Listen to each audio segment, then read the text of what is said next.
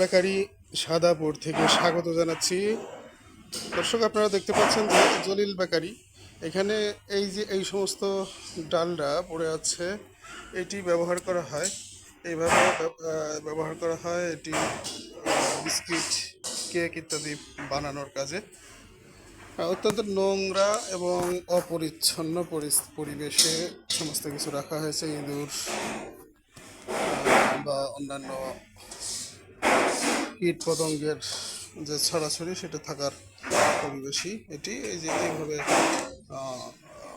Cake বানিয়ে সাজিয়ে রাখা হয়েছে।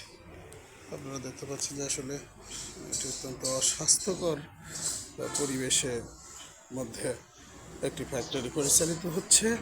আমরা ইতিমধ্যে ফ্যাক্টরিটির মালিক অথবা ম্যানেজার এদের সাথে কথা বলার চেষ্টা করেছি, কিন্তু কারখানায় যারা রয়েছে তাদের নিকট থেকে মালিক অথবা ম্যানেজারের সাথে কথা বলা সম্ভব হয়নি, বা তাদের কোনো ফোন নাম্বার তারা দিতে পারেনি। তৈরি হচ্ছে ব্রেড, কেক ইত্যাদি।